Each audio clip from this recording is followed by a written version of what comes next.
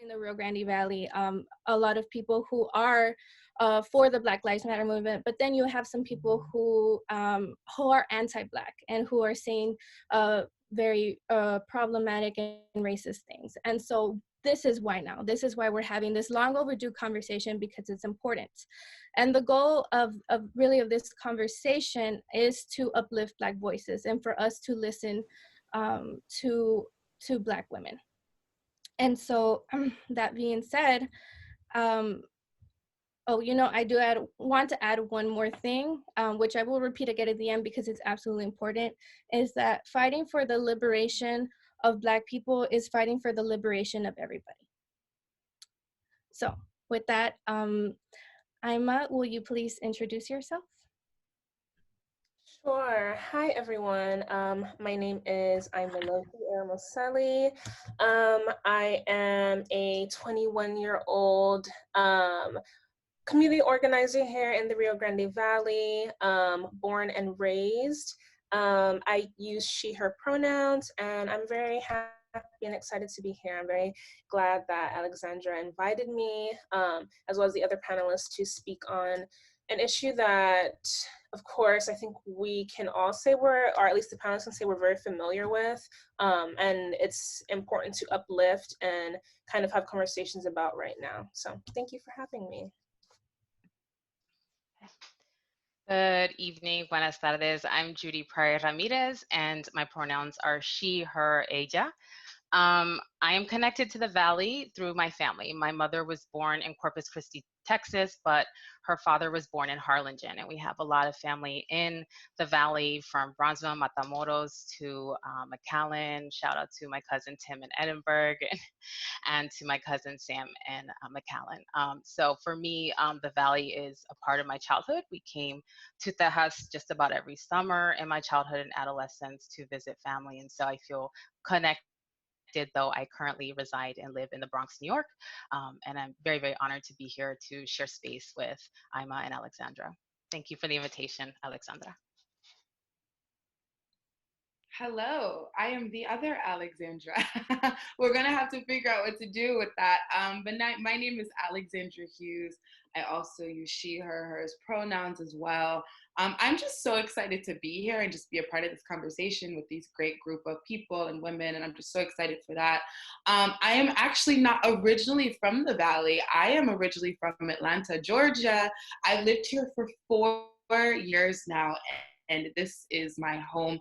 I've moved my parents here. They absolutely love it here. Like, we live our best life in the Valley.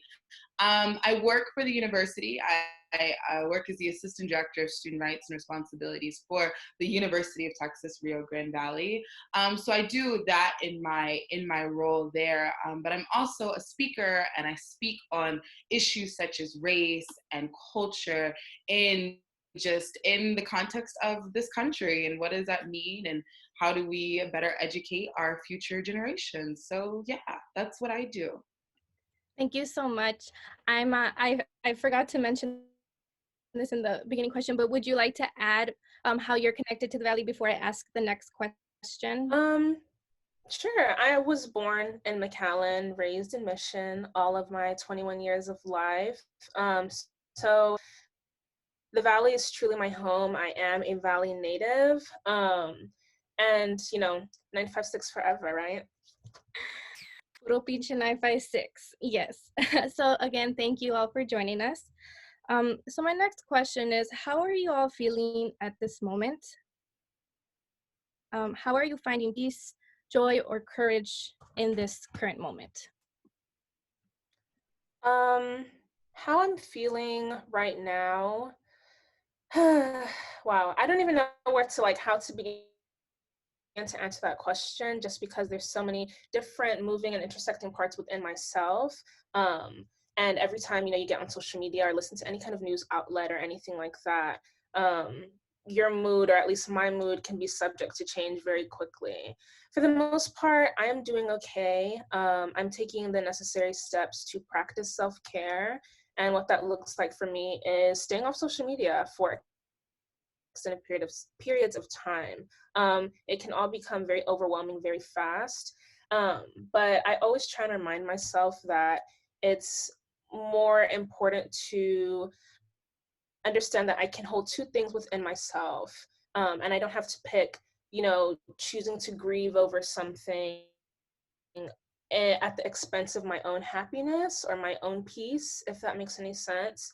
The power of and. So instead of saying, I woke up this morning, I feel good, but I saw XYZ on social media or something has triggered me emotionally. I like to reframe that and just say, I woke up this morning and I'm also struggling with what I have seen on my current newsfeed cycle. And that's okay. I can hold both those things. I have the capacity to hold both those things within myself. So by doing that, I think I'm able to center my own peace and my own tranquility a lot more. So yeah, I'm glad I'm able to hold those two things at the same time.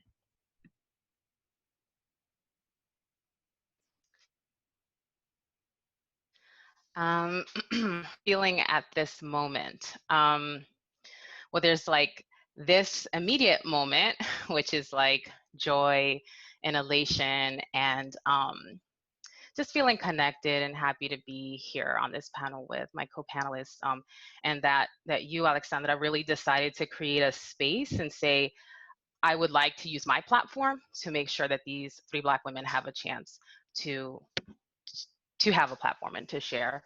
And so that I'm feeling immense gratitude. I think there's also this larger political moment, right? So I'm also thinking about here we are again, right? Like here we are in a moment and that this feels reoccurring. And I think about how these moments have felt reoccurring in the last decade, in the last 2 decades, in my father's lifetime, in my grandmother's lifetime, and so forth, right? And so I'm kind of feeling like these multiple moments, and feeling like my colleague said, I must said like a multiplicity of feelings. So going from joy and going to then spaces of despair or frustration. But I think for me, like how I'm able to sort of find peace and joy in this moment, despite in some ways I'm feeling like we're reliving moments and moments over and over again. I have been practicing for the last 10 years mindfulness habits and really changing the ways that I move in this world to preserve myself, right? Like for those who follow feminist literature, particularly women of color and Black feminist literature. I'm gonna lift up Sister Audre Lorde and her words around preserving ourselves as an act of warfare, as an act of resistance, that this is our political work. And so for me, I'm really residing in that space of self-preservation in this moment, but also wanting to be in a place of imagination and hope for the future. I think this comes being a mother of a 13-year-old boy. I think a lot about the future of my son Diego and like the work that I have to do for him and the work that I'm doing to plant a seed in him so that he is part of that next generation of doing work. And it makes me think I want to lift up some additional words from someone from the Valley, Gloria Nzadua, someone whose words have touched me and have been an important part. And she writes here, we can transform our world by imagining it differently, dreaming it passionately via all our senses and willing it into creation. As we think inspiring, positive, life-generating thoughts and embody these thoughts in every act we perform, we can gradually change the mood of our days, our habits of years, and beliefs of a lifetime. And I'm really sitting with Gloria's words because to me, that's been resonating, is this notion of being able to change our days, our habits, and the beliefs for the lifetime. So that's a lot, but that's how I'm feeling in this moment. Thank you. How do I follow that, right? Like ditto. Can I say that? I think maybe when asked how I'm doing right now, I think maybe I will go the other way and say currently on today's date, as we go into July in just a couple of days, I'm back to being numb. And that scares me as a Black woman, right? And I think the reason why that's so important to acknowledge and recognize is because I think more often than not, it is a survival mechanism for Black men, women, and just people, right? To become numb, because so often do we see Black bodies being killed, right? In very grotesque ways. And even the constant replaying of deaths of Black people is something that is done at disproportionate numbers than other, people, right? And so I think a way that we kind of navigate that is to become numb to it. And so there are times that I think that the numbness, we're not able to keep that wall up. And so it becomes very real. For example, when Philando Castile died in 2016, I remember where I was here in the Valley, the situation, and what it was that was so, I guess, emotional about that particular situation was the fact that it was his daughter, this little girl, right, a child in the back seat, who once he had just been shot, she told her, I guess, mother, like, it's okay, everything's going to be just fine. And I cried for all day and days, right? And I think that then you kind of go back to being numb, right? And then here we are 4 years later and countless deaths later, right? Where now all of a sudden it was an 8-minute and 46-second video that all of a sudden had that same impact for some reason again, right? And so I think that again woke me up, my emotional wall. Hence, I mean, I think the world, right, was really kind of reactive to that. But that was a month ago. And I can say that I am now back. As many nights I cried as I watched, the men in my life that I love walk out the door, and my fear as they did such a thing. I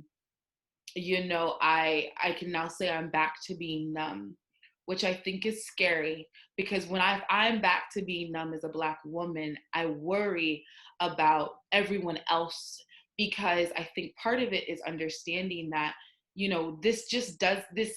What are you going to do after the hype is over, right? I will be Black my whole life. This isn't something political for me. This is my life. So what happens if I'm feeling that?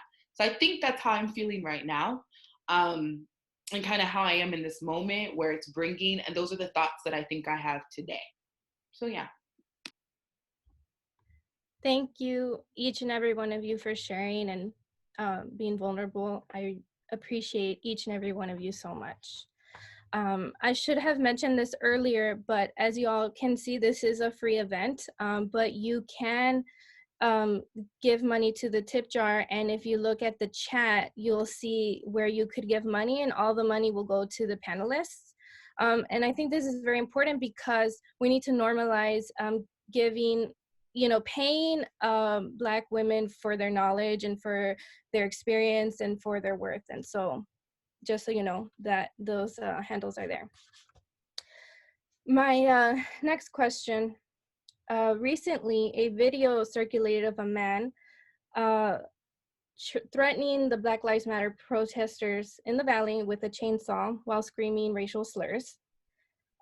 He also said something along the lines like, "This is the Valley, we don't deal with what happens up north." He's alluding to the sentiment that the Valley does not have a Black community and that Black Latinos don't exist.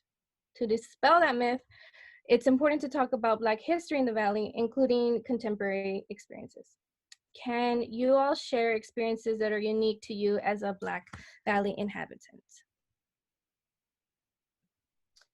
Well, I think that when that chainsaw man suggested that, or alluded to the idea that the Valley does not have some kind of Black presence or Black community, is just obviously totally misguided. It kind of just shows more about him than it does about anybody else, that he doesn't know the history of where he's from. There has always been Black history and Black people here. there is, I think, obviously Juneteenth just passed, and there was a cleanup at the Bethel Baptist Church Garden that's been around since 36, I believe, during the segregation periods. And leaders of this church, BT, Baptist Temple, led by preacher Nick Maddox, they went over there and they went to go clean up that garden. It's been around, like, that is a historical landmark right here in the Rio Grande Valley. But of course, how would you know that when you've never been centered or caring towards the Black folk in your community in the first place? Obviously, very, very telling by how you so easily hopped out of your truck to wield a chainsaw at children. But to reroute, my own experiences of anti-Blackness, or being a Black person living in the Valley. Anti-Blackness is rampant here, just like it is all over the United States. So to think that the Valley, I understand that the Valley is a vacuum in some ways, and it's very sheltered and closed off from a lot of the other things that may happen across the country. This is true, but systemic racism is entrenched in every single aspect, every single part of this country. There is no escaping it, Valley or not. So whether it's, being told, I think I went like in 3rd grade that, I would never like have a boyfriend or like never be loved because I was like a Black girl who lived down here. Like, that's a part of my experience, and that's just something that, I had to deal with and think that, okay, I guess that's normal, right? Like, but in the same token, growing up and seeing so much of Black culture and Black women's bodies be replicated in these other people who are not Black. So it really caused a disconnect for me, because down here people love to culturally appropriate. Like, this is not new, this is not a surprise. It's a co-option of the culture. But even in my own personal life, it was like at that young age I was not romantically desirable, or like my actual, who I actually was not truly valued, not protected. But everything else about Blackness is glorified and held up and celebrated, but not the actual humanity and like livelihood of Black people. There's definitely colorism that I have observed. I see favoritism play out in people's families, due to the varying shades of the skin tones of their children. And for those of y'all who don't know what colorism is, that's a prejudice against individuals based off of their skin tone. And it's usually within the same racial or ethnic group. So understanding that racism is not this black and white thing where it's like, if you're white, you can be racist, and if you're Black or a person of color, you cannot be. It's this gradient, and it has so much nuance and so many ways that it can show up in our lives. So yes, I've seen the co-option of the culture, I've seen colorism, I've seen resentment towards BLM movements, talking about, oh, well, how come when so-and-so Latinx person was a victim of police brutality, this wasn't uplifted? Y'all just didn't care. Really? I just feel like each community is going to do their best to draw attention to the issues that pertain and matter to them. And by you pointing out that, oh, well, no one brought attention to so-and-so issue, maybe they did. They probably most likely did, but were you paying attention? Was that ever something that you were invested or interested in? So I've seen in my experience of living down here, it's everywhere. It's a part of my daily life of seeing anti-Blackness, and it's in all the small, just covert ways, whether it's the colorism, whether it's the cultural appropriation, whether it's the microaggressions of calling Black girls, chocolate, and wanting to touch our hair without our permission, and treating us like, animals in a petting zoo, or saying the N-word and thinking that you can say the N-word because you have some tie to some distant Black person in your life that gives you like a write-off. It can definitely be exhausting.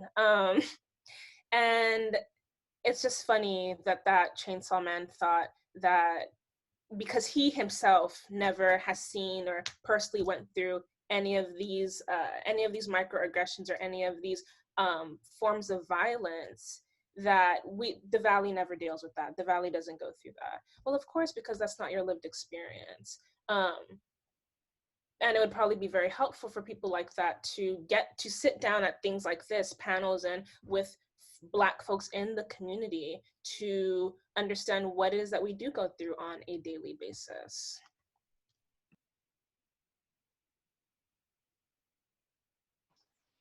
I'm gonna give my time for the moment and go after Alexandra Hughes. I want to center first the two folks who are local to the Valley to have a chance to speak first about it, and then I'll go after you, Alexandra, if that's okay. Of course. So, I think everyone's experience is going to be different. And I think, Ima brings up something really good when she talks about colorism, because I am a light-skinned Black woman who can also speak Spanish. And so it helps in my experience, and I want to say my acceptance in as someone who can kind of, I'll say, blend within cultures depending on what my hair looks like, if I straighten it, if I do this, my makeup, my clothes, that type of stuff. And so really, I wanted to kind of just say, like, again, ditto to everything that Ima said. And also understanding too, even myself, I've experienced things, in a work environment. I've experienced things, and this isn't anytime recent, but in the past, I had some really problematic things happen that were in a professional environment. I've had things and situations happen, in the Valley, like I think probably Ima has as well, where it becomes definitely, it can be problematic. I think maybe to kind of approach this from maybe a different direction that Ima did is I think part of it becomes the understanding of why people were upset and why I say the world blew up a month ago, right? And I think in order to understand that, and I'm going to maybe take this approach for this question, means to really understand that George Floyd himself is not the focus, even though he should be, right? But rather it's more so, I believe that's the straw that broke the camel's back, right? On the same day, the world woke up to, and I want to draw our attention to two videos. The first video of being George Floyd, who was murdered, right, on the ground for 8 minutes and 46 seconds, and we saw him lie there with a knee on his neck in one video. And a lot of people are not aware that there was a second video that came out that same day. And the second video actually featured two people in Central Park, one of them being a woman by the name of Amy Cooper, who is a white woman, and a man by the name of Christian Cooper, that is a Black man. They are of no relation, just happen to have the last name. And the reason why this video is so instrumental is because what we see in this video is we see a Black man filming this particular white woman in the park because she was breaking park rules, and it was on camera that she was breaking the rules. And so instead of walking away or doing anything like that, we see this woman say to this man, I am going to call the police and I'm going to tell them that an African-American man is threatening me. And he says, call the police. Like, I'm not doing anything. I'm standing back and recording you. Like so many people have done, you're breaking the rules, call them.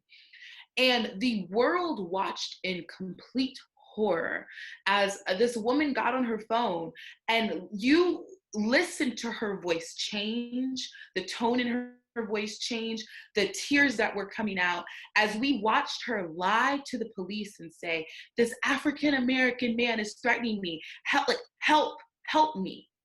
If I would have heard her on the other line, I would have most definitely thought that someone was hurting her and threatening her, and she would have needed help. And the world was just aghast because what they saw was that situation where she knowingly weaponized the use of his skin tone to say, there is a Black man, there is an African American, he is threatening my life. Because the thing is, she knew that the police would come. And what we fear as Black people is that encounter would turn into a situation like George Floyd, where you die. And I think it's important to put that into context for people to understand that there have been people long before George Floyd, Freddie Gray, Tamir Rice, Philando Castile, Alton Sterling. There are so many names that I can literally throw out a list of them. And Ima, for example, could throw out another list of them. And I won't even know vice versa. I'm like, oh, I don't, was that person in 2014? That type of thing. And since then, there have been prominent, these huge shows and deals essentially about the fact that like more people after him have died as well. And so I think that becomes so important to understand why, for example, there were protests in 50 states and 18 different countries, because it's more so that on top of the fact that we are in the middle of a pandemic, on top of, just everything, right? And I think that's kind of what, led to the perfect, I don't know, it's kind of like the perfect ingredients, right? And so that's kind of where everything was coming from. And I think that's important. And so when understanding that anti-racism and racism and things such as I mentioned, like systemic racism and stuff, those are words that I think are very uncomfortable to hear, because I think there's this idea that, oh, if I'm not making this action, if I don't believe these things, I'm not racist. When someone asked me this question a couple weeks ago, they said, do you think this place is racist? I said, it's almost like breathing in air. The moment we are born into, for example, this country. None of us here ever started it, right? Like we didn't start this. And I know that because people say all the time, well, I didn't do, you're absolutely right. You didn't start it. But the thing is, it's our responsibility to make a change that, like, so it's not here in the future, and to essentially end it. And I think that's the part that people need to understand.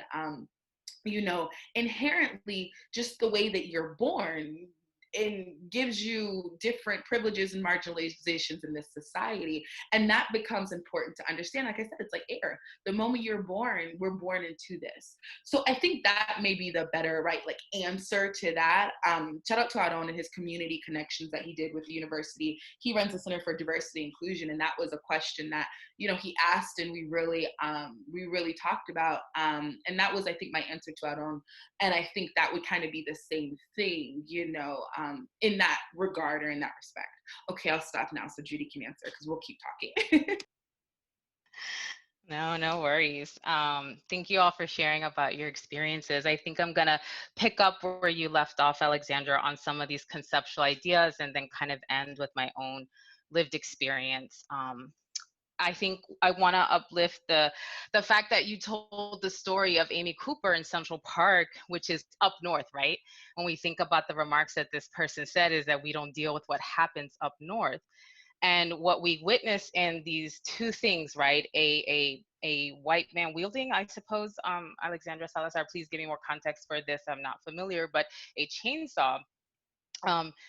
This individual is engaging in an act of what I would call white supremacist terror, right? Like, he is terrorizing individuals. And so I think it's important, like Alexandra Hughes said, to like use language, right? Like, we need the words, the tools, and the ways to frame these acts and actions, and to name them for what they are, because these are acts of terror. These are acts of violence against bodies, against humanity, against people, right? And so the fact that we don't deal with what happens up north, actually what Amy Cooper did in Central Park in New York City and Manhattan is that same kind of white supremacist terror and violence. Just like, thank you, Jonathan, for correcting me that that was a person of color.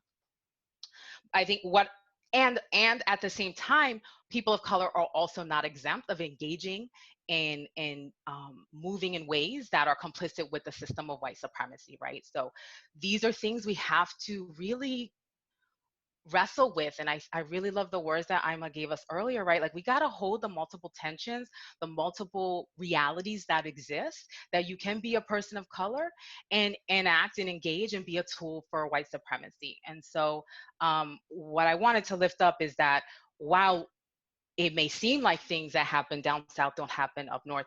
It does. It might be a different flavor, a little different texture, right? Like a different way, maybe less explicit, a little more covert, but things are happening, right? And so this is why these charlas are really important. So we are practicing, we're learning together, we're languaging, naming, and getting ourselves, giving ourselves that kind of analysis that's necessary. Let me pivot over to the personal story that I wanted to share about my own connection to the Valley and my own experiences. As I mentioned at the top of the session, my mother is from, you know, Corpus Christi, Texas. Her father's from Harlingen. My mother is Mexican American and my father is an African American man from Richmond, Virginia. So I identify as both Black and Mexican. I identify as Blaxican. Shout out to other Blaxicans who might be on this call. My sister, my girlfriend Victoria Cuellar, who's on the call. I share this because I think it took a long time for me to really come into my identity as being both Black and Mexican.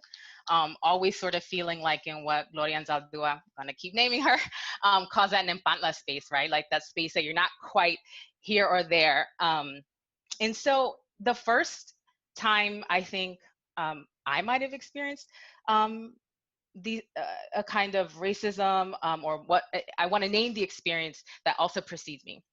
So my mom in 1979 marries my father, this Black man from Richmond, and my grandfather from Harlingen just about tells her, what's the word? That he doesn't want her in the family anymore, right?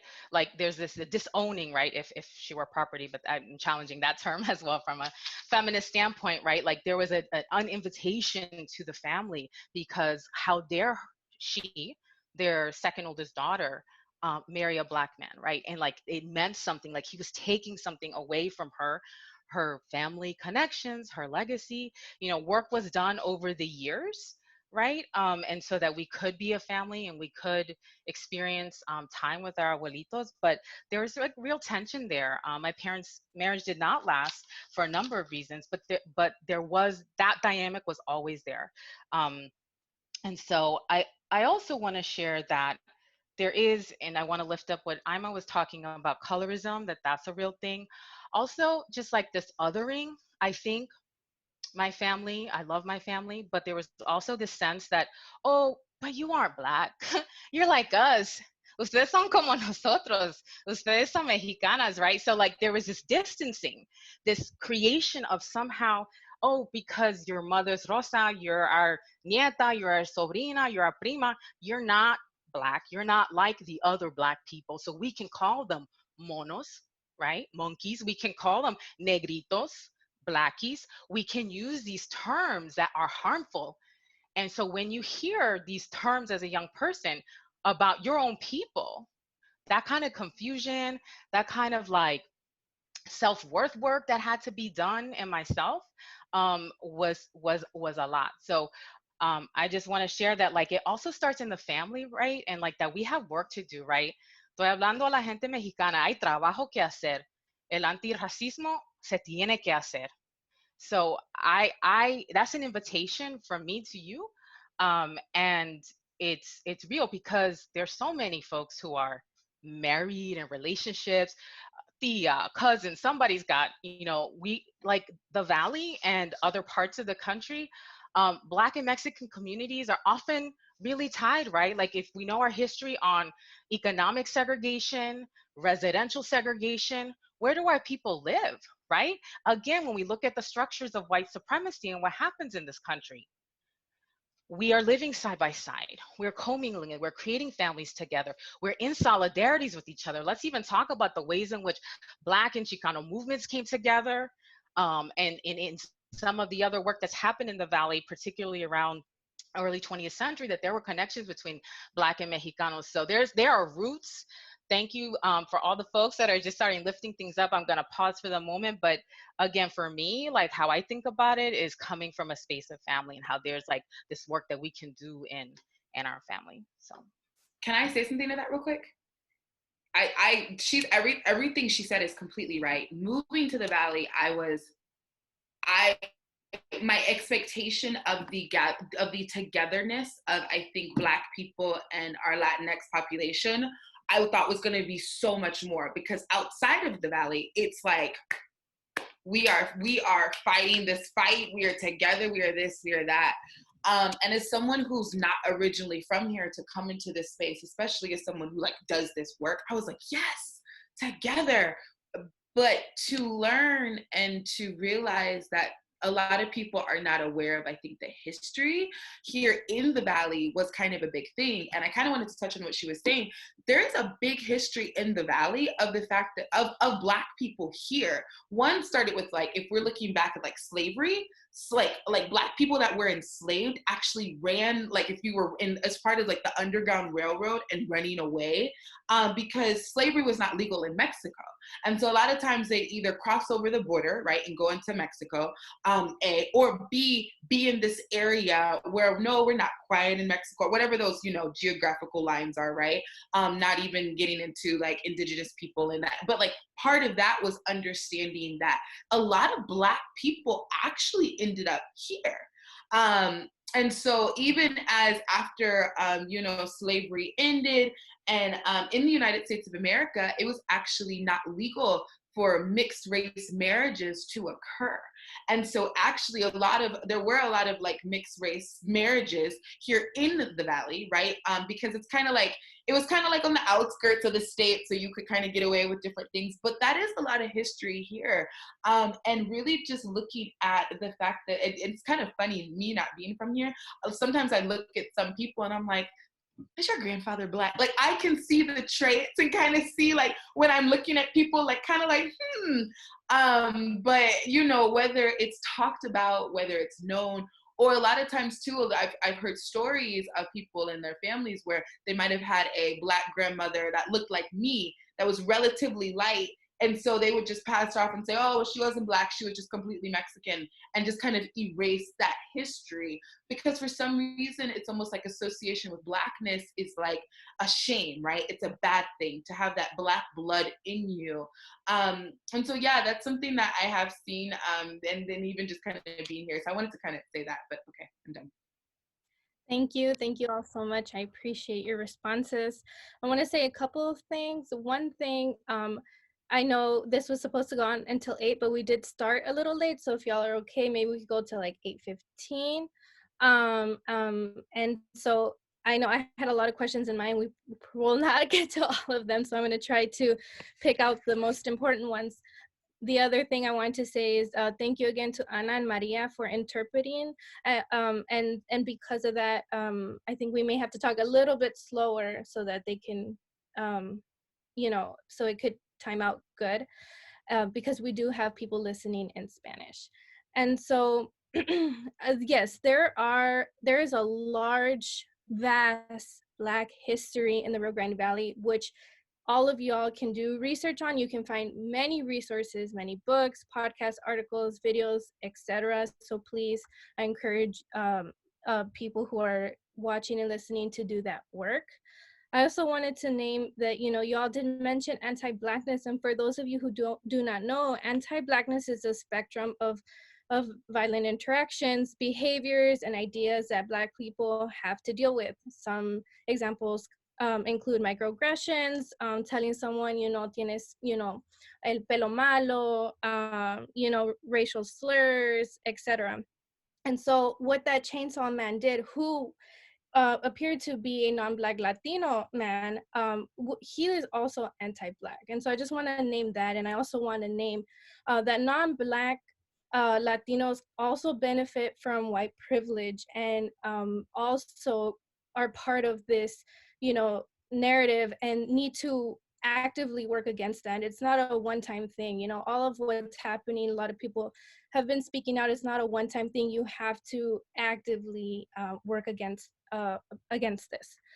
And so, that being said, my next question is, could you answer what you would want non-Black accomplices to tell that chainsaw man, or others who would say that brown people aren't also committing these acts of violence and discrimination in the Valley / Latinx community? Um, well, for me personally, I would really encourage the practice of self-awareness, of understanding. Again, I'm going to kind of circle back to what I said earlier, that, you know, racism is not this black and white thing where it's like, because I don't have a strong disgust or a strong outward hatred for Black folks, well, then I'm not a racist. But just like what Judy was saying, just because you are a person of color does not mean that you cannot be complicit in being or moving as a tool for white supremacy. Um, just because you identify as Latinx doesn't mean that you're absolved of your potential to create harm and to be harmful and violent towards Black folks. So that self-awareness is key. It's easy to, you know, overlook all the sneaky ways that racism has seeped into our psyches, right? It's in all that we consume. It's in so many different ways. Look at the Disney movies. Why is the villain always this darker skinned person and the hero always this like light bright, you know, blonde, blue-eyed, whatever? And it teaches us that that is something that is worthy, that is to be desired. Um, and although you may not be outwardly aware of it, it's a part of what you've consumed, is a part of the way you think now. So a lot of that unlearning is really, really important. And the sneaky ways in which racism seeps into our psyche is exactly how systemic racism is supposed to work. It's not going to be N-word out in front of someone's front lawn to let you know that they're a racist. It's the fact that when an employer is looking through job applications, they're going to see the very obvious Black name and feel like, is this person really qualified, type thing.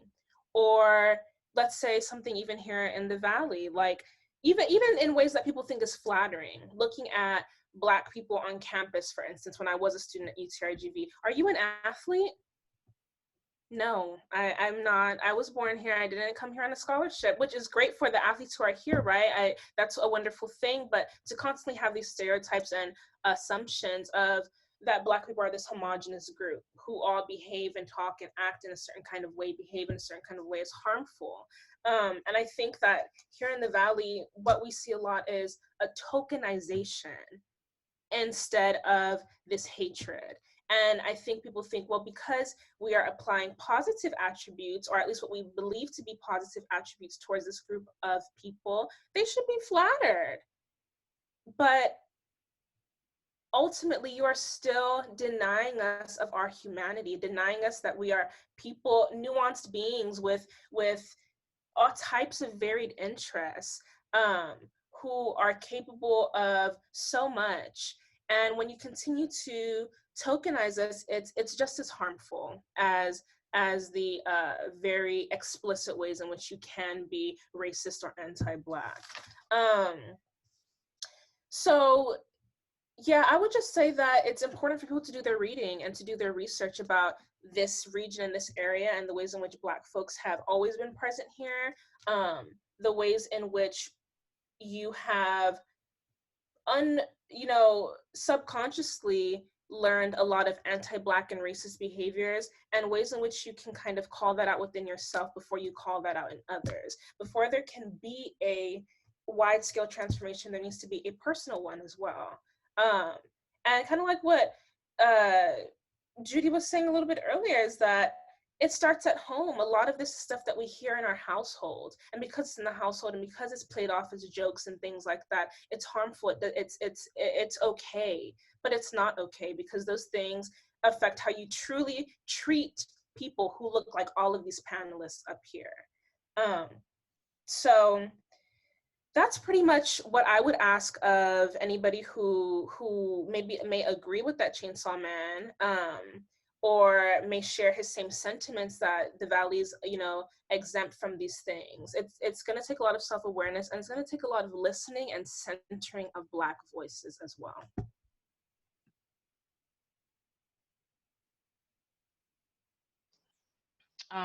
Alexandra, could you reframe that question? I think I'm getting caught up in the double negative aspect of the question. Is there a reframe you could offer me?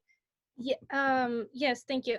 So pretty much what I'm asking is are what would you want non-Black Latinos who, you know, witness what the Chainsaw Man did, or just in general, these violent acts of anti-Blackness, like what would you want them to do or say or be present?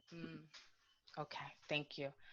One of the things that's coming to mind, I completely double click on everything Ima has said, and I don't want to reiterate. I think I can't underscore enough on the awareness and education piece that Ima offered up to us. I also want to offer up this idea that I'm beginning to hear in I don't know if it's like on social media or TV and the ciphers right now. I'm hearing this notion of like that it's not enough to be like I'm not racist, but anti-racist. Like the posture of actually fighting against racism, that anti-racism is that. And I think that's the invitation I would want to make to non-Black Latinos is that it's not enough to just say I'm not racist or I can't be racist because I'm Mexican because I've experienced this, that, and the third. And it's like, okay, pues, but you also have to like actively be in resistance, actively be in the work to dismantle white supremacy in this country. So for me, that would be my invitation is to be in the work with Black folk, right? Like to not just be like, well, that's, I'll maybe I'll put up a sticker, I'll do this, but like really be in dialogue, really be asking what you can do to support. Exactly what Alexandra just model of us for today, creating platforms, using your platform for others. And so those are just a few examples, but it has to be that active posture of anti-racist work, and that you have to be actively working against this system, acknowledging that it's a system and it's not some interpersonal dynamic with you and somebody else, but that it is part of a system, part of institutions, part of a broader ideology that this country was founded on. And so really doing that active work to think about it, that it's not just in my mind, it's not in my family, but that you're really understanding the systemic nature of white supremacy and the habits of white supremacy that exist in our everyday lives. Ooh, my turn. Okay. This is one of the things where you ditto and double click on everyone, right? So, okay, I think that they bring up some amazing points that I really want people to listen to. You know, Ima was talking about these small things, those microaggressions. It's interesting. Okay, here, I'll answer your question. As far as like allies and stuff. Yeah, microaggressions. That's like a big thing. That's actually what my entire dissertation is centered on, for my doctorate, is centered on racial microaggressions at a Hispanic serving institution because I'm here, right? And it was so fascinating to me. This was long before, everything that's happening currently in this current climate. But when I moved here, I think my perspective of not being native to the Valley, and when I came here, I was like, this is interesting, right? Those things that Ima talks about as far as walking into places and people automatically, even for me, assuming, well, conmigo, que asuman, dice, mira, yo soy una estudiante con beca deportiva, o si estoy aquí, ¿qué deporte practico? Y eso no tiene nada de malo, pero dice, bueno, yo no, yo no practico deportes, estoy en derechos y responsabilidades de los estudiantes, a eso es a lo que me dedico, yo soy como profesora y tengo ese doctorado, y eso no es para decir que soy mejor que ellos, porque no lo soy, pero estamos hablando de ese valor, de que mis amigos, tengo un grupo de amigos negros, y somos la gente de la fiesta, toda la gente nos quería invitar a las fiestas y que vinieras, y no se daban cuenta de con la gente con la que trabajo son directores, son doctores, son abogados, la cantidad de su identidad de 8 a 5, de 5 a 8. Human beings that have complex identities, right? And so we definitely have to challenge the stereotypes. So I want to definitely echo what Ima said, echo what Judy said as well. It's not enough to just acknowledge the fact that it's a thing, but now it's the challenging of saying, what are you doing to actively work against it? You know, I say history always repeats itself. So I think the better question for everyone in this space is, what side of history do you want to be on in 20 years when your kids ask you what it is that you did, right? Because we need to have an understanding that this is nothing new. So someone had said something in the thing, and I want to kind of address that. They said, how can we be our best allies? And I forgot, I think it was, I forgot who said it. I'm trying to find it in there. But how can we be our best allies? And how to educate, and what do we do? So a couple of things that I want to say.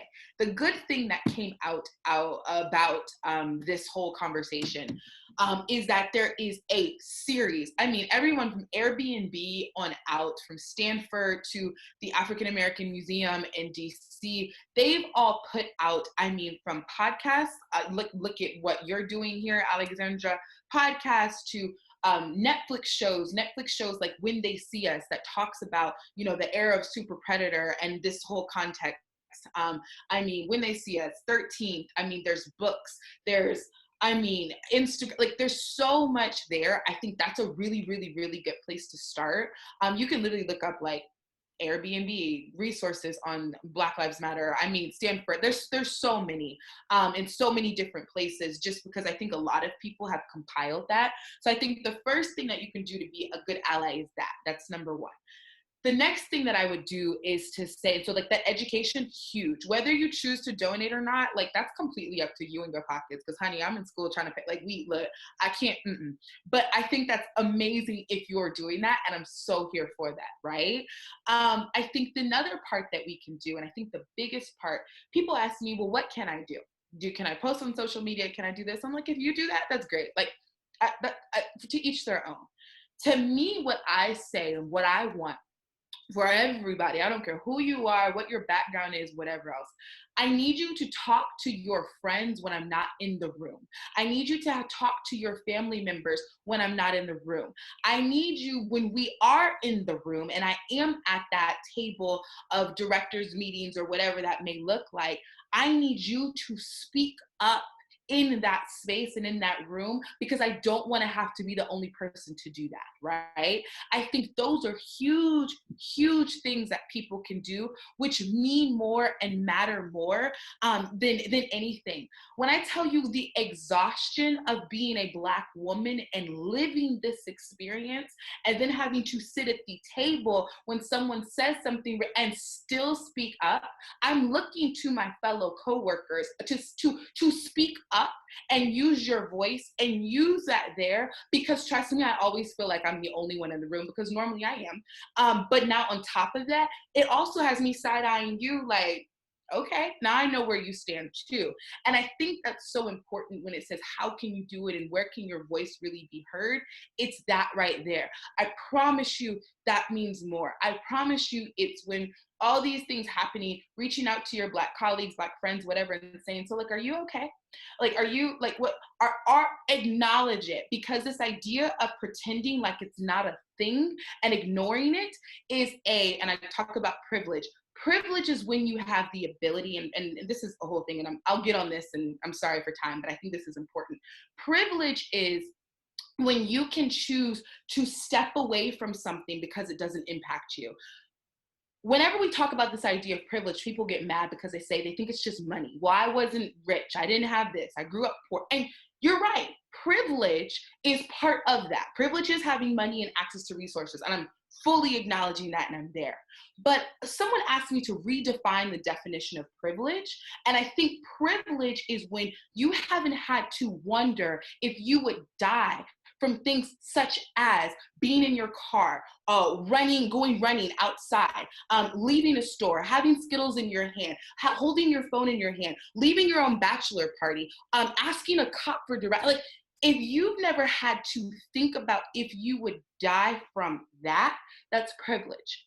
If you have the ability to say, I don't want to be political, that's privilege, because I don't have a choice. Yes, being in your apartment and die, right? Like, these are things that if you've never had to think about that, That's when I want to change the narrative of privilege. And there's privilege in other ways. You could also argue privilege if you've never had to worry about if, I'd be trying to drive up to San Antonio, and if they would say, hey, you're not born in the United States, now you need to be deported, right? There's privilege exists in so many different ways, right?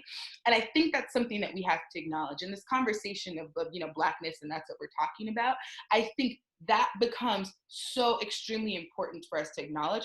Also important for us to to acknowledge as well. We talk a lot about Black men. There's this idea, and I think we need to say this: all Black lives matter. And people are like, wait, what? The conversation surrounding, we have Black men that matter, yes. Black women that matter, yes. Trans women that are dying as well. Like there's a lot of things there that I think that we need to really make sure that we're talking about if we're talking about this conversation. And what I want people to know, I want people to have that conversation. Talk about the Black trans women that are dying. Talk about the women where we're still, Breonna Taylor still, so I think it's those things. That's what I want. Step in when I can't, because trust me, I am, there are times where I literally could just break down and cry. And so I need you to step in, please step in. Because trust me, I don't have it in me. And it's hopefully in stepping in that and having that conversation that in 20 years, when my son is in Central Park, someone will not weaponize his skin color against him. I'm gonna say one more thing and then I'm gonna stop, I promise. The last time I was in DC, I took a trip. I went to the African American Museum and it was phenomenal, of course. So much lessons in life and everything there. And while I stood in front of an exhibit, I saw a white woman, a white man, and her two daughters. They might have been about 6, 7, 8, 9, somewhere in that range, come by the exhibit. And it was so fascinating to see because I saw this white woman come in front of a display, and she literally told her child in whatever language, like you talk to kids, right? And little kids speak, as I say. She called out the behavior that was bad in the past. She said, this isn't right. It was in front of something called a doll test. And the doll test was this old experiment where they put a Black doll and a white doll in front of students or in front of children and basically had them assign traits. That's a whole nother conversation and webinar for a time. But nevertheless, this white woman taught her daughters, like the idea of saying, look, we cannot perpetuate this. We cannot keep pushing this narrative forward. And she was teaching her white daughters this information. And I literally started crying in the middle of the museum. And the reason I started crying is because I know I don't have to worry about my Black son being in Central Park one day and her white daughters using his skin tone as a threat and weaponizing that. So yes, that's what people can do in my eyes. I'm done. I yield my time. I'm sorry, all of it. Don't be sorry. The point of this is to uplift y'all's voices and for y'all to take up space. I do have one question left, but again, it's time sensitive. And so I want to ask y'all if you're okay with answering just one more question. Okay. I also just want to say that before I answer or ask the next question is that, what y'all have already said is that racism is systematic, right? And so the way racism works and the way white supremacy works is to pin us against each other, to pin the non-Black Latinx community with Black folks, and and so and that is what we need to work to dismantle. And the other thing I wanted to say is that that we have people who have questions, and unfortunately we're not going to have time to answer these questions, but feel free to email them to me, and I can email them to the panelists, and if they want, they can respond. And so I'll drop my email in the chat box. And so my last question is defunding the police important in the Rio Grande Valley? If so, why? And I think that this particular question is interesting because we have hyper surveillance in the valley. We have, we're a county, so we have sheriffs, we have police, we have border patrol agents, we have Texas Rangers who, and for those of you who don't know Texas Rangers, the long line of being extremely racist and literally bounty hunting Black people and Latinos, non-Black Latinos. And so, you know, there's all, we have the military, we have the National Guard, we have all kinds of hyper surveillance. So my question to you is, you know, yes, why is defunding the police in the Rio Grande Valley important? Well, defending the police all over the United States is important. And as long as the Rio Grande Valley is a part of the United States, then there you have your answer. Police departments across the country take up about like 2/3 of city budgets for terrorizing communities, is the way I really see it. And I'm really glad that we're having this conversation now.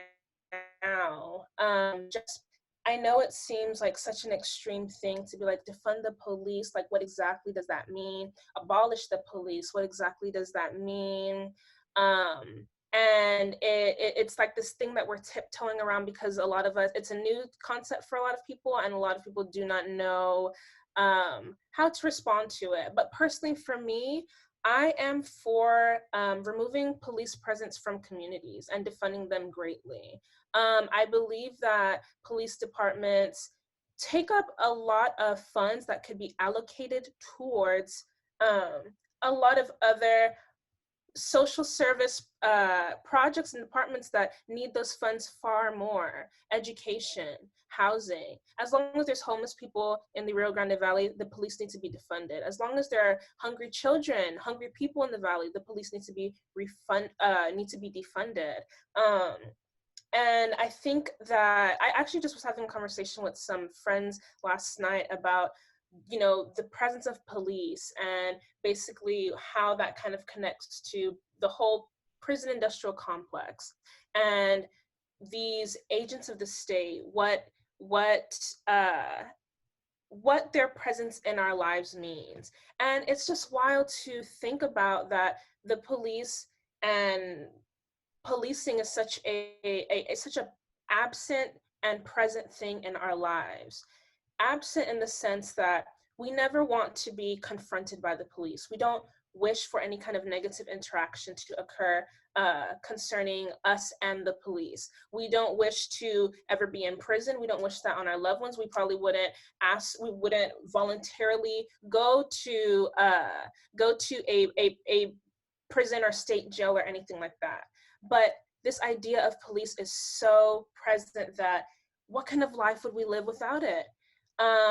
Things would just run amok. There is going to be criminals everywhere. What is criminality? Criminality is these rules and these laws put together by white men in power to keep them in power. And a lot of these laws or these things that make us criminal are a lot of the things that just make us human.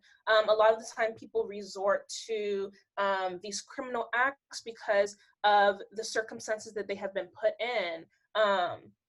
People are stealing or they rob or they are, you know, like someone just said, resisting arrest or any kind of thing, right? Not because they voluntarily just love to, but it's lack of access of so many human rights. So yes, I support defunding the police. And I think that that is something that needs to happen in the Rio Grande Valley, absolutely. Like I said, as long as there are hungry people and people without clothing and with people without food and people without access to mental health services and people who cannot attend school, the police need to be defunded.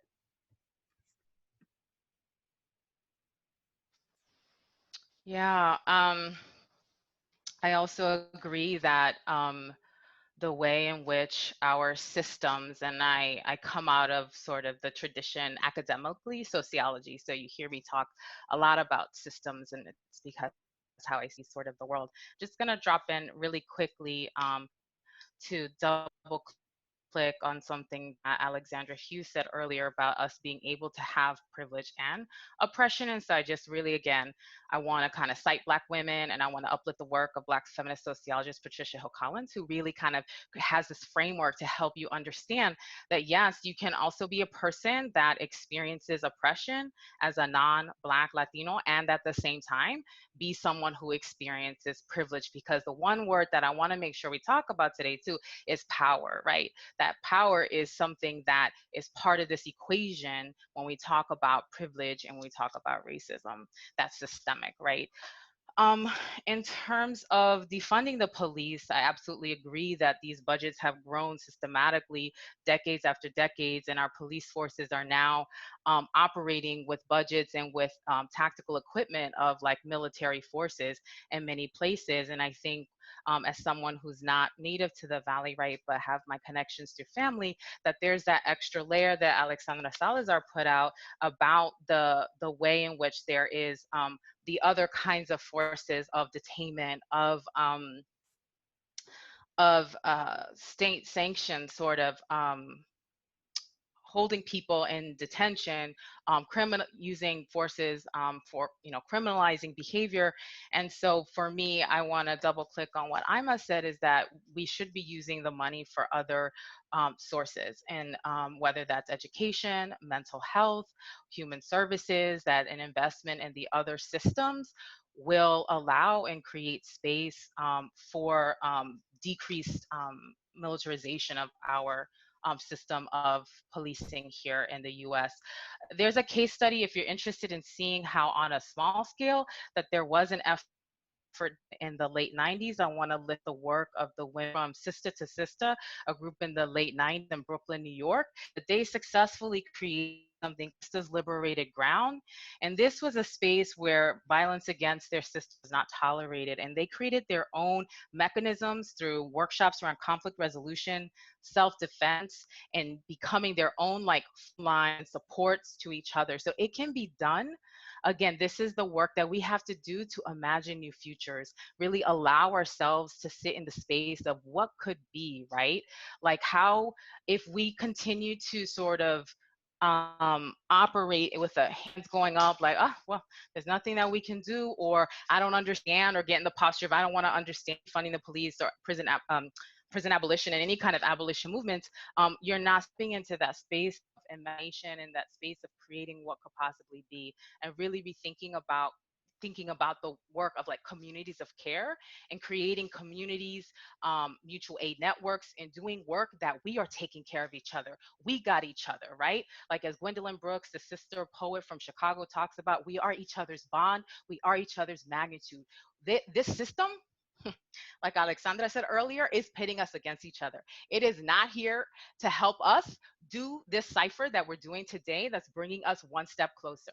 And so it is our business to be connected to each other, to be creating communities, to care for the humanity and the dignity, right?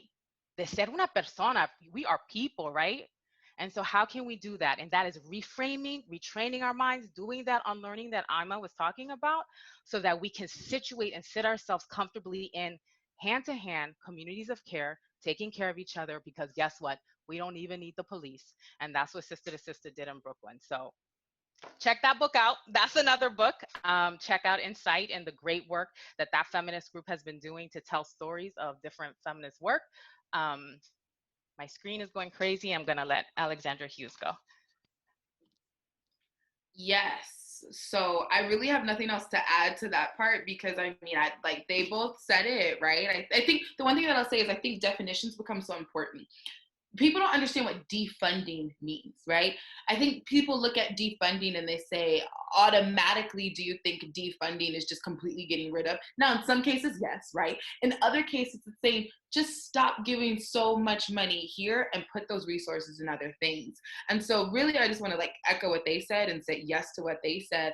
I think another way to look at this, and this is something that's completely my world, is we see these same systems mirrored in other ways. The school to prison pipeline is what I study. I work in a compliance office at a university, right? This idea of student rights and responsibilities. And so the conversation that I always bring up is, and this is a presentation that I presented presented at our national conference, but I said, the school to prison pipeline, ...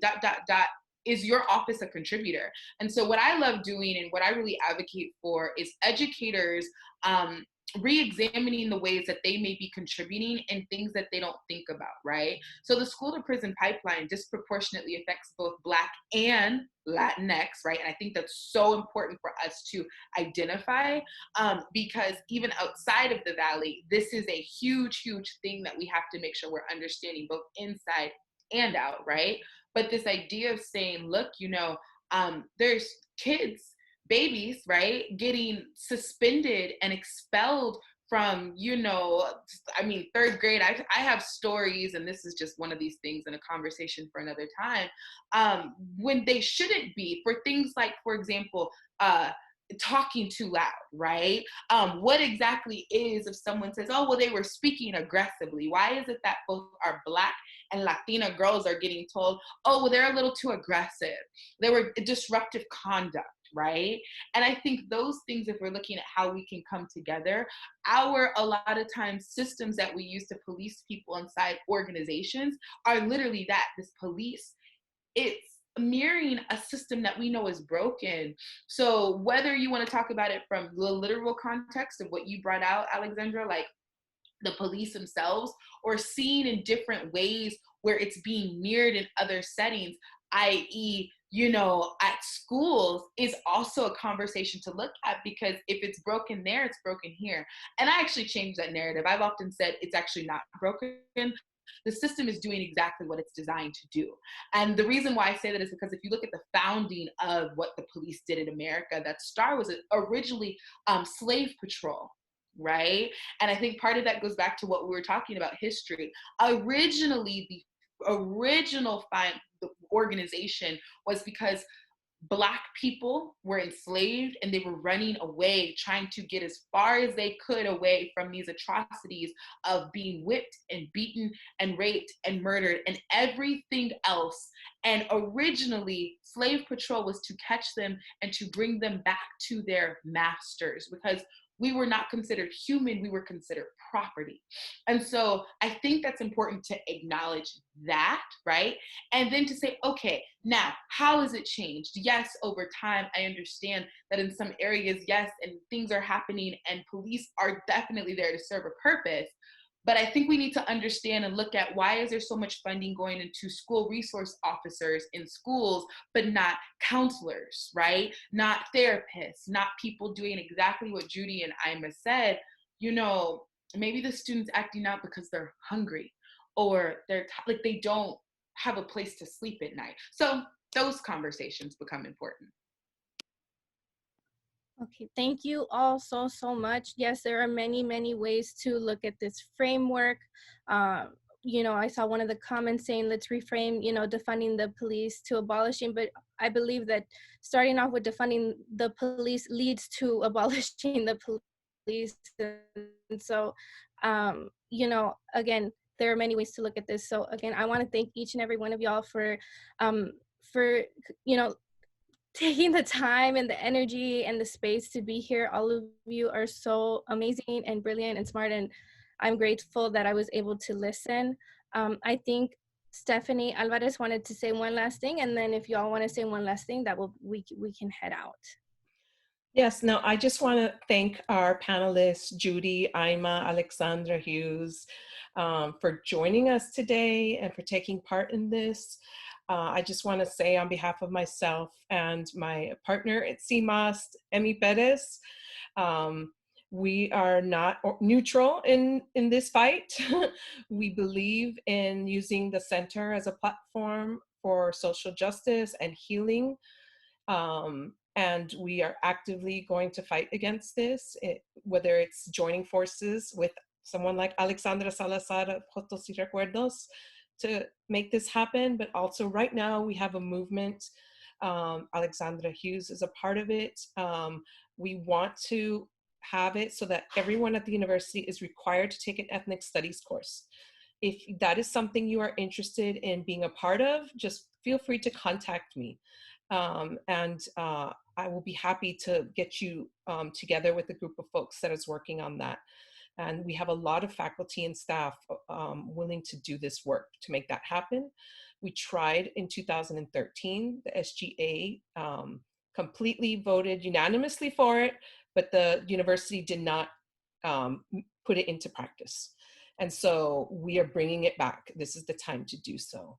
I just also want to thank Ana Lilia for her ASL, American Sign Language interpretation happening now, and Maria Carmona and Ivan from our department, of translation and interpretation for providing translation during this event. And of course, Alexandra Salazar for working tireless with me after many endless messages to make sure that we could pull this off. And we will be posting this on Facebook within the next 24 hours for anyone who wants to refer back to it or share. So just thank you again, everybody. This is an ongoing conversation. Don't let it stop here. Do any of the panelists have any final words? Yes, just really quickly. Of course, I just want to say thank you again to everyone involved who was able to make this possible. So everlastingly grateful. I think after conversations like this, a lot of the time people are looking for next steps. And I think both Judy and Alex were able to really provide like a really great outline of ways that we can all, or that we can all be addressing and calling out anti-Blackness within our communities. And I know someone had asked a question earlier about allyship. And I just wanted to really quickly plug that in a way, allyship is not really real. And I saw this tweet earlier, like today, that I loved, and it said, "I resent the term allies because Black women have been fighting for everyone and never got a name." And I loved that because it's just a part of our praxis. It's what we read, it's our embodiment to stand up and fight for one another. So I think I resent the term allyship, because in that way, I feel like you are still seeking some kind of external validation for standing up for or doing the right thing that we should all be doing for one another, right? And like how Judy was saying, creating these communities of care and centering care and how we treat each other. So it's not for me to call like, you know, for you to discontinue your learning, but just learn to try not to center yourself when it comes to this allyship thing. Just like Alex was saying, speak when we're not in the room, and continue your learning privately. And you know, just again, thank you for everyone who was able to hop in on this panel. This was a lot of fun and I'm so grateful. So thank you so much, y'all.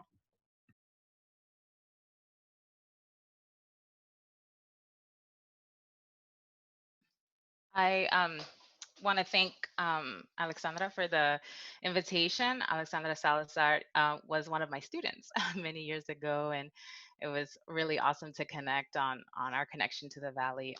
So thank you for inviting me. Such a pleasure to be in company with Ima and Alexandra Hughes tonight.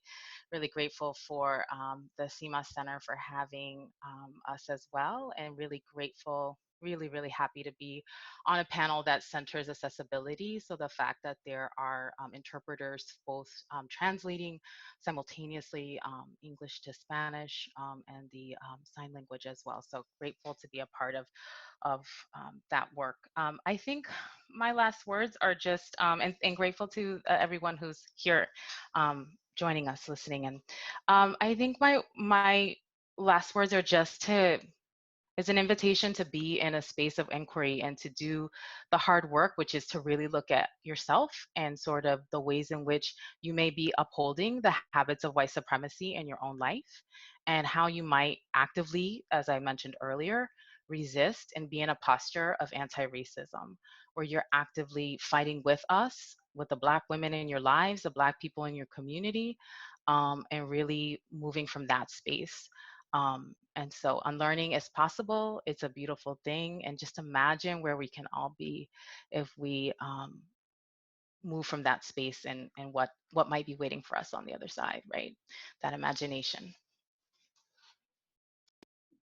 So I also want to say thank you. I'm just so glad to live here and to know that these conversations are happening. Like, let me just say that I am so proud of just what's happening. You know, Alexandra said, like, this is just amazing. And I just really appreciate people listening and coming on. And because it's these conversations, it's this collectiveness, this is how we get there. And I love it. You know, I think for me, I think what I would say is that you know, one thing that I often get asked down here in the Valley, and it's really fascinating, and I have a whole presentation and joke about this. So oftentimes I find myself getting asked, what are you? And I'm like, I know where people are going with this, right? But they say, what are you? They see me, they see my skin complexion, they see me talking Spanish, English, whatever that may look like. They say, well, what are you? And I know they want to know if I'm Black, if I'm Puerto Rican, if I'm Dominican, like what that mix is, right? But I often look at them, and now you'll know if anyone ever asks me, and I'll say, what do you mean? They say, well, what are you? I say, a mermaid. And they go, wait, what? I'm totally self-aware, like I'm totally smart, I love joking, and I say that, right? And I say, I'm a mermaid. And they go, wait, what? And they don't know if I'm serious or not. And I say, I'm human. And then they realize what they're asking me in that conversation and what that is, especially in conversations when I'm sitting in the nail salon and we're not having a conversation about race or anything else, but just what are you? I'm human. And I think there's this level of that conversation, and I never will tell them, right? So if you run into me saying this, that's what it is. But I am so proud to be a Black woman. But I think sometimes we have to challenge people in ways, and that's what I really want to encourage people to do. I'm so grateful for this conversation. I'm glad that we can have this. But I think what I want to say is, instead of asking what someone is, ask who they are.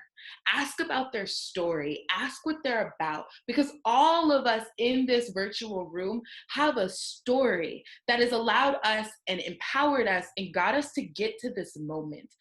And I think if we can remember that, that's what we can go forward with. And lastly, I'd like to leave with the work of Jane Elliott. Jane Elliott is a woman that does anti-racist work.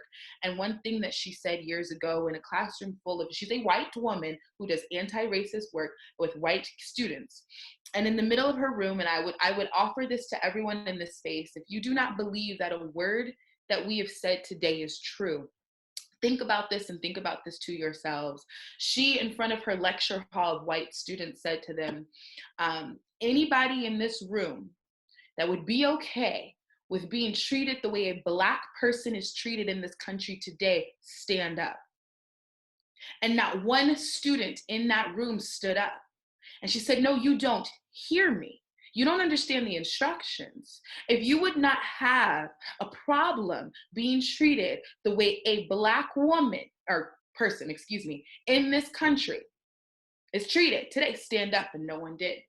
And so what she said at the end of that is, so this shows that you are aware of how they are treated and you acknowledge that it's a thing.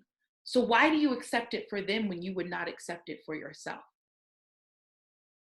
So just think about that as we move forward. And thank you.